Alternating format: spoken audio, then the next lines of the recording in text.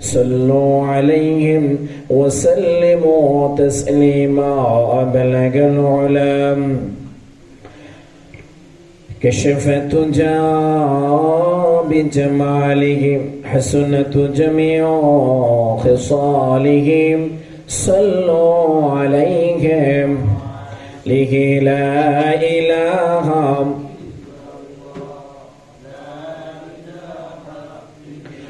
لا إله لا إله لا إله إلا الله لا إله إلا الله محمد رسول الله সাল্লাল্লাহু আলাইহি ওয়াসাল্লাম। আলহামদুলিল্লাহ, মহান আল্লাহ পাক রব্বুল আলামিনের দরবারে লাখ কোটি শুকরিয়া জানাই যে রব্বুল আলামিন আজকে এই সফর মাসের প্রথম জুমায় আমাদেরকে দুনিয়ার সকলতম ব্যস্ততাকে বিলীন করে দিয়ে আল্লাহর ঘরের মেহমান হিসেবে কবুল করে মহান মালিক আমাদেরকে আজকে জুমার দিনে জুমার সময় আসার বসার যে সুযোগটুকু দান করেছেন, এজন্য আমরা সকলেই শুকরিয়া তার আদায় করি। আলহামদুলিল্লাহ। দরুদ সালাম পেশ করছি মানবতার মুক্তির দিশারি নবীদের নবী সরদার দু আলম আখির জবান নবী মুহাম্মদুর রাসূলুল্লাহ সাল্লাল্লাহু আলাইহি ওয়াসাল্লামের উপর। শহীদদের সর্বোচ্চ আত্মার মাগফিরাত কামনা করছি, যারা পৃথিবীর শুরু লগ্ন থেকে আজকে এই পর্যন্ত যারা ন্যায্য অধিকার আদায়ের, যারা কোরআনের জন্য, যারা ইসলামের জন্য, দেশপ্রেমিক মুসলমান যারা তাদের বুকের তাজা রক্তকে বিলীন করে দিয়ে আল্লাহর জমিনে আল্লাহর দ্বীনকে বাস্তবায়ন করার চেষ্টা করেছেন, আল্লাহ পাক যেন ওই সমস্ত ব্যক্তিদেরকে জান্নাতের সর্বোত্তম মাকাম জান্নাতুল ফেরদাউস নসিব করে দেয়, সকলে আমিন। বিশেষ করে বাংলাদেশে গত কয়েকদিন যাবৎ ন্যায্য অধিকার আদায়ের লক্ষ্যে যে সমস্ত যুবক তাদের তাজা রক্তকে বিলীন করে দিয়েছে, পিচঢালা পথের মধ্যে কালো পথটা রক্তে লাল রঞ্জিত হয়ে গেছে, আমরা দোয়া করি আল্লাহ পাক যেন ওই সমস্ত মা বাবার কোলের সন্তানগুলাকে জান্নাতের মেহমান হিসেবে আল্লাহ কবুল করুক, সকলে আমিন। যারা অসুস্থ আছে আল্লাহ পাক যেন প্রত্যেকটা মুসলমানকে সুস্থতার নিয়ামত দান করে, সকলে আমিন। আমরা যারা এখানে এসেছি, আমাদের আব্বা আম্মা দাদা দাদি নানা নানি যারা কবরবাসী, আল্লাহ পাক যেন সকলের কবরগুলা কিয়ামত পর্যন্ত নাজাতের ব্যবস্থা করে দেয়, সকলে আমিন। সম্মানিত মুসলিম কিরাম, আজকে এই জুমার দিনে ন্যায় প্রতিষ্ঠা ইসলাম এই সম্পর্কে আমরা আলোকপাত করব। মহান মালিক আমাদেরকে শোনার আমল করা তৌফিকটুকু দান করুন, আমিন। ন্যায় প্রতিষ্ঠা প্রত্যেকটা জায়গায় ইনসাফপূর্ণ নীতি, ন্যায় বিচার, প্রত্যেকটা জায়গায় মানুষকে ঠকানো বাদ দেওয়া, প্রত্যেকটা মানুষের উপরে এক এক নীতি প্রয়োগ না করে সমান নীতি প্রয়োগ করা। পৃথিবীর শুরু লগ্ন থেকে মহান রব যতগুলা কিতাব দিয়েছেন, সর্বশেষ যে কিতাব নবী মুহাম্মদুর রাসূলুল্লাহ সাল্লাল্লাহু আলাইহি ওয়াসাল্লামের উপরে যে কোরআন নাযিল করেছেন, সেই কোরআনের মধ্যে একই ইচ্ছে কথা বলেছেন, ন্যায় প্রতিষ্ঠা সবার জন্য সমান। সেই ন্যায় প্রতিষ্ঠার ব্যাপারে কোরআন সুন্দর করে আলোকপাত করে দিয়েছেন, জোরে বলেন না সুবহানাল্লাহ। মহান মালিক রব্বুল আলামিন ন্যায় প্রতিষ্ঠার ব্যাপারে কারো কর্ণপাত করতে বলেননি। রাসূল করিম সাল্লাল্লাহু আলাইহি সাল্লাম ন্যায় প্রতিষ্ঠার ব্যাপারে সর্বপ্রথম যে উক্তিটি তিনি দান করেছিলেন, যে কথাগুলো তিনি বলেছিলেন ন্যায় প্রতিষ্ঠার ব্যাপারে, তখনকার সময় গোলাম থাকত, তখনকার সময়ের মানুষের কাজে একনিষ্ঠ লোক থাকত, রাসূল করিম সাল্লাল্লাহু আলাইহি সাল্লাম তখনই তাদেরকে নির্দেশ দিলেন, বললেন প্রত্যেক মানুষের উপরে এক এক ভাবে এক এক নীতি প্রয়োগ না করে সমান নীতি সমান ভাগে প্রয়োগ করা, এটাই ইসলামের সৌন্দর্য। জোরে বলেন না সুবহানাল্লাহ। সেই নীতির ভিতরে রাসূল করিম সাল্লাল্লাহু আলাইহি সাল্লাম বলেন, সর্বপ্রথম এই নীতির কথা তোমার মাথায় রাখতে হবে। সেই নীতিটা হলো, তুমি নিজের জন্য যা পছন্দ করো আরেকজনের জন্য সেটাই পছন্দ করতে হবে। তুমি নিজের জন্য যা ক্রয় করো তার জন্য সমপরিমাণ ক্রয় করতে হবে। তুমি মালিক বলে আজাদকে, গোলামকে তুচ্ছ করলাম, তুমি মালিক দেখাইয়া বড় আকারে হুঙ্কার দিয়া পোশাক পরিচ্ছন্ন করলাম। তুমি ধনী ব্যক্তি, গরিবদের উপরে জুলুম করে নিলাম, ন্যায় প্রতিষ্ঠা করলাম। তোমার ব্যাপারে স্বয়ং আল্লাহ রাব্বুল আলামিন একনিষ্ঠভাবে কঠিন কথা বলে রেখেছেন। জোরে বলেন নাউজুবিল্লাহ। ন্যায় প্রতিষ্ঠা, যেখানে সর্ব অবস্থায় যাবেন, আপনি যদি সেখানে ন্যায়ের কথা বলতে না পারেন, হামলা হবে, আপনার আঘাত হবে, আবার লেজুর বুত্তু মনে করেন, মিল ধরে চাটুকারিতা করে, হাত ধরে পা ধরে এই জিনিসটাতে করবেন, এটার নাম ইসলামী শক্তি। ইসলাম না, আপনাকে ন্যায় প্রতিষ্ঠার লক্ষ্যে নিজের সর্বাবস্থায় করে সর্বশক্তি দিয়ে আপনাকে ন্যায় প্রতিষ্ঠার জন্য কাজ করতে হবে। সেই ন্যায় প্রতিষ্ঠা কেমন? ইনসাফপূর্ণ সমান বন্টন। আমি যদি আল্লাহ রাসূল সাল্লাল্লাহু আলাইহি সাল্লাম প্রত্যেকের সমান ভাগে বলা হয়েছে, কুল্লুকুম রাইন ওয়া কুল্লুকুম মাসউলুন আন রায়াতিন। প্রত্যেকে তার অধীনস্থ ব্যক্তিদের কাছ থেকে তার জবাবগুলো নিতে হবে, জবাবগুলো দিবে। আপনি ন্যায় প্রতিষ্ঠা করলেন, আপনার সন্তান 3 জন 2 জন থাকার পরে একজনকে বেশি দিলেন একজনকে কম দিলেন, এটা ন্যায় প্রতিষ্ঠা নয়। আপনার সন্তান নাম যে যতটুকু পাওয়া সমান ভাগে ভাগ করে দেওয়া ন্যায় প্রতিষ্ঠা। ন্যায় শুধু স্লোগান, একজনকে ভালো লাগবে বিদায় বেশি, আরেকজনকে ভালো লাগবে বিদায় না তাকে কম, এটা ইসলাম সম্মত নয়। আল্লাহ রাব্বুল আলামিন তখন বলেন, কাল্লা ইযা দুক্কাতিল আরদু দাক্কান দাক্কা। তাদের জন্য যে সুসংবাদ নয়, এটা দুঃসংবাদ। অনেক সময় বলা হয় তাদের জাহান্নামের সুসংবাদ দিয়ে দাও, যাতে করে তারা তাদেরকে ধাক্কে জাহান্নামের মধ্যে দুই নীতি মানুষগুলোকে নেওয়া হয়। জোরে বলেন নাউজুবিল্লাহ। দুই নীতি মানুষ, একটা এদিক আর একটা ওই দিক। এই দুই নীতি মানুষ আপনি যখন তো বলা আছেন এই সন্তানের হকটাকে কি করলেন? বঞ্চিত করলেন। ওই সন্তান যখন হাসরের ময়দানে আপনাকে সেই আসামির কাঠগড়ায় দাঁড়ায় করাইয়া দিবে, আপনাকে যখন আসামির কাঠগড়ায় দাঁড় করাইয়া দিবে, তখন আপনি দেখা গেছে ওই লেজুর মুক্তির কারণে, সমান বন্টন না করার কারণে, ইনসাফপূর্ণ সমাজ ব্যবস্থা লক্ষ্যে কাজ না করার কারণে আপনাকে ওই একটা কারণ হওয়ার জন্য জাহান্নামে যেতে হবে। জোরে বলেন নাউজুবিল্লাহ। সমাজের এই প্রতিষ্ঠা, আপনি যখন বিচারক হবেন, আপনার বিচারটা সবার জন্য সমান হতে হবে। কারোর জন্য বেশি, কারোর জন্য কম, এটা হবে না। ইবাদতের ক্ষেত্রে আপনি কখন দেখবেন লেজুর মুক্ত ইবাদত করবেন, শুধুমাত্র দেখানোর জন্য একটা ইবাদত, আসলাম পরে চলে গেলাম, হোক বা না হোক, ওযু ঠিক মতন হয় কিনা, নামাজ ঠিক মতন হয় কিনা, আমি কি সঠিক পথে আছি কিনা, নাকি আমি সুদের কাতারে জড়িত, নাকি আমি ঘুষের কাতারে জড়িত, নাকি আমি কি অন্যকে ঠকাইয়া টাকা এনে আমার ব্যাংক ভর্তি করে রেখে দিয়েছি। এই চিন্তাগুলো করে তখন সামনের পথ পাড়াতে হবে। কেননা আল্লাহ রাব্বুল আলামিন বলেন, দুনিয়ার মানুষ সব ইনসাফপূর্ণ নীতি বাক্য পূরণ না করলেও আমি আল্লাহ সব সময় ন্যায়ের পথে ইনসাফপূর্ণ ভিত্তি পালন করি। জোরে বলেন না সুবহানাল্লাহ। আল্লাহ রাব্বুল আলামিন কাছে ইনসাফ, যেটা কেমন সর্বোপরি। এখন দেখা যায়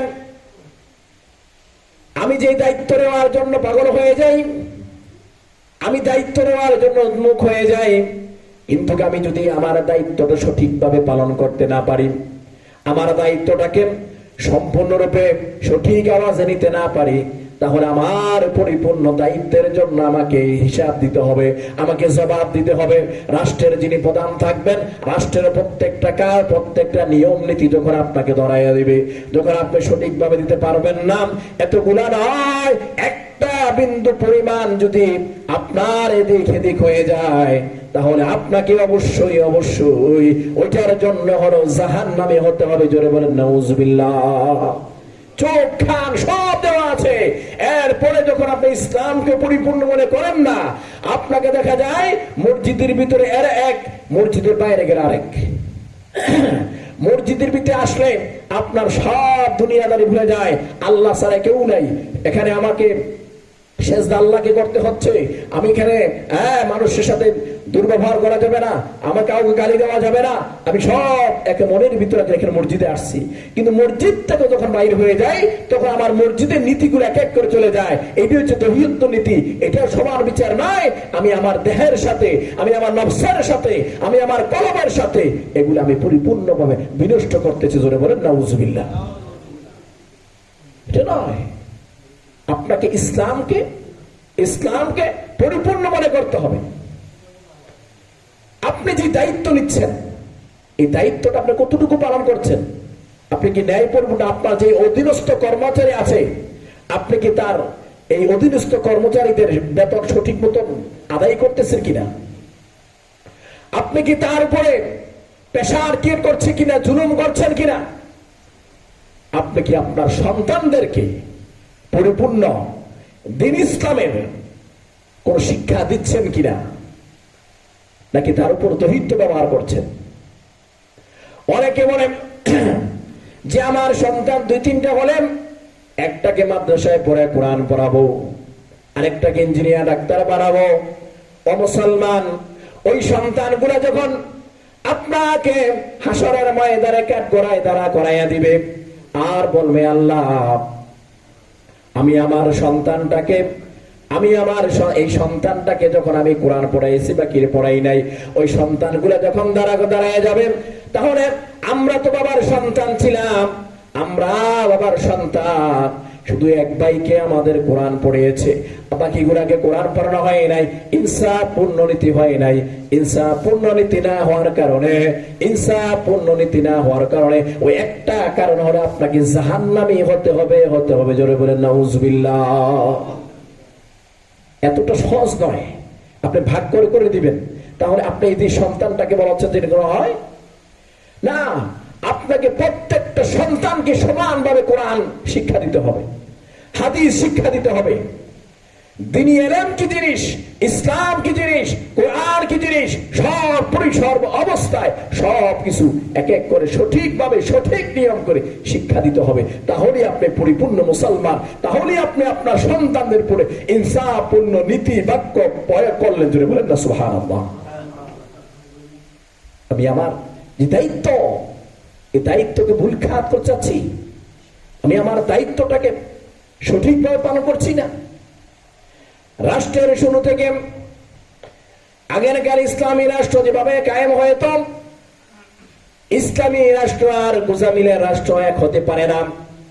আল্লাহর জমিনে এই আল্লাহ রাব্বুল আলামিন যে কোরআন নাজিল করেছেন, এই কোরআনকে যদি মুসলমান সংবিধান হিসাব নিয়ে, সংবিধান মনে করে রাষ্ট্র পরিচালনা করে, সমাজ পরিচালনা করে, গোত্র পরিচালনা করে, ঘর বাড়ি পরিচালনা করে, ওই ব্যক্তির জন্য কোনদিন অশনি সংকট বা জাহান্নামের কোন লিপ্ত কোনদিন তার মাঝে আসবে না। কোরআন যেভাবে বলে দিয়েছে, কোরআন একভাবে বলেছে, আমরা দুনিয়ার মধ্যে আসার পরে আরেক ভাগকে ভাগ করে নিয়েছি, নিজেরে বানাচ্ছি, সব কিছু করছি। দারুন নাদওয়ার মধ্যে যখন আবু জাহেল কোরআনে ঢুকতে দেওয়া হয়, এই নবী করিম সাল্লাল্লাহু আলাইহি সাল্লামকে ঢুকতে দেওয়া হয় না, তখন আবু জাহেল ওই সুন্দর আকারে বলে দিচ্ছেন, এই কোরআন হবে না, আমাদের লিখিত পাঠ, এই সংবিধান দিয়ে মক্কা চলবে। রাসূল করিম সাল্লাল্লাহু আলাইহি সাল্লাম বলেছেন, যে কোরআন এই মক্কার মধ্যে হবে না, এই কোরআন দ্বারা যদি মক্কা না চলে, আমি মুহাম্মদ রাসূলুল্লাহ সাল্লাল্লাহু আলাইহি সাল্লাম কোরআন দিয়ে যতদিন পর্যন্ত না চলবে এতদিন পর্যন্ত আমি এটার বিরুদ্ধে যুদ্ধ ঘোষণা করলাম। জোরে বলেন সুবহানাল্লাহ। আল্লাহর জমিনে আল্লাহর দ্বীনকে বাস্তবায়ন করার জন্য কোরআনকে আল্লাহ নাযিল করেছেন। শুধুমাত্র পকেট কপি রেখে, শুধুমাত্র ঘরের কোণায় রেখে, শুধুমাত্র মসজিদের তাকের মধ্যে রেখে কোরআনকে সাজানোর জন্য এই দুনিয়ায় কোরআন পাঠানো হয় নাই। কোরআনকে কোরআনের সুন্দর মতো কোরআনকে দ্বীন মনে করে সেভাবে করা হয়েছে। এখন কোরআন দিয়ে রাষ্ট্র পরিচালনা করতে চায় না, তার কারণ হচ্ছে কোরআন দিয়ে রাষ্ট্র পরিচালনা করলে ওই রাষ্ট্রের প্রধানরা সুদী হতে পারবে। কোরআন দিয়ে রাষ্ট্র পরিচালনা করলে ওই সমাজের মধ্যে ঘুষখোর থাকতে পারবে না। কোরআন দিয়ে রাষ্ট্র পরিচালনা করলে ওই সমাজ ওই রাষ্ট্রের মধ্যে চোর থাকতে পারবে না। এই জন্য নিজের পেট ভরার কারণে মানুষগুলো এক এক অসৎ পরিপূর্ণ হওয়ার কারণে আস্তে আস্তে করে কোরআনের সেই কাজগুলাকে দুরিশাত করে দিচ্ছে। আর যত কোরআন থেকে মানুষ বিচ্ছিন্ন হচ্ছে ততই সমাজের মধ্যে, দেশের মধ্যে, রাষ্ট্রের মধ্যে অরাজকতা লেগে আছে, সহিংসা লেগে আছে। এগুলাকে দুলিশাত করতে হলে আল্লাহর জমিন এসে যে আল্লাহর সংবিধান, যে আল্লাহর জমিন, সে আল্লাহর কোরআনের আইন না মেনে আমরা নিজস্ব মতবাদ পড়ে আছি। দেখা যায় এটা চিন্তাও করি না আমরা যে মালিকের আন্ডারে কাজ করি ওই মালিক যদি বলে একরকম, আমরা যদি বলি আরেক রকম। মালিক যদি বলে এটা করো, আমরা যদি এটা বাদ দিয়ে অন্যটা করি, তাহলে কি ওই মালিক আমাদের কাজে রাখবে? কাজে রাখবে না। আমরা সেটা বুঝি, কিন্তু যে আল্লাহ দুনিয়া বানাইছেন, যে আল্লাহ আমাদেরকে বানাইছেন, যে আল্লাহ হায়াত দিয়েছেন, যে আল্লাহ সৃষ্টি করেছেন, যে আল্লাহ আমাদেরকে সব কিছু করেছেন, ওই আল্লাহর হুকুম, ওই আল্লাহর দ্বীন, ওই আল কোরআনে আমরা মানতে রাজি। দুই নীতি পয়া করা হচ্ছে। এই জন্য আল্লাহ রাব্বুল আলামিন বলেছেন, ইকরা কিতাবাকা কাফা বিনাফসিকা আল-ইয়াওমা আলাইকা হাসিবা। দুনিয়ার মধ্যে তুমি যা কিছু করেছ সব কিছুর হিসাব এখানের মধ্যে পুঙ্খার দিয়ে সামনে এগোতে হবে। জোরে বলেন সুবহানাল্লাহ। দুই নীতি পয়া করা যাবে। কোন মানুষের উপর অত্যাচার করা যাবে না, কোন মানুষের সহিংসতা করা যাবে না, কোন মানুষের উপরে হিংসা গীবত করা যাবে না। কোন মানুষের উপরে আপনি যতই চক্রান্ত করেন না কেন, আপনার চাইতে বড় শক্তিশালী একজন উপরে আছে। কাজে সাবধান। সুদ থেকে বিরত থাকুন, ঘুষ থেকে বিরত থাকুন, জিনা থেকে বিরত থাকুন। মহান আল্লাহ আমাদেরকে ইসলামের সঠিক আইন কানুন মেনে ইসলাম নিয়ে চলার সুযোগটুকু দান করুন। আমিন। ইন্না হিম্মাতুল আদালাতি ফিল ইসলাম ফিল হাইলা ওয়ালা বাদিলুন আলা দাদ লিহাফিজ আলা الاسلام والنظام في المجنون والبلاد الاضطرابات الراجعه أحده هو الإرقام في الجميع الإنتاع العالم والبصائر الراسك لذلك هو عداد عددا ويمكن ملاحة أنه في كثير من الحالات حتى بعد ارتقاء حليب عن الطبيب يفعله المحرم يعقد المجرم بطيرة الآخرة من العقاب ويقدم التدعو أيضا الدمي لقال للمجرم. ومع ذلك فإن تعلم القرآن الكريم هو أنه إذا كان على المرأة أن يشهد على ولديه من أجل إقامة العدالة فيجب أن نشهد ونحن نفون مسكين اليوم إذا نحن جماعة إذا نحال الجميلة الدين إذا كان من الأقراب. اليوم أولئك الذين تركهم جرائم خطل في المجرمين الأولى. ولهذا السبيل أولى الإسلام أهمة الكبير لإقامة الأذان. الله أكبر قاضي وبمعنى إن إقامة العدل من عمل الله فقد أمر الله الجميع القائم على الحكم أن يقوموا يعاجدون بالعدل والكفاء والحياة. وفي القرآن الكريم يقول الله تعالى يا أيها الذين آمنوا شهادوا في سبيل الله وكونوا قوامين بالقسط ولو كانت الشهادة على أنفسكم أو على الذين يقولون والله خير حافظ للشهادة والله خير حافظ المشهيد.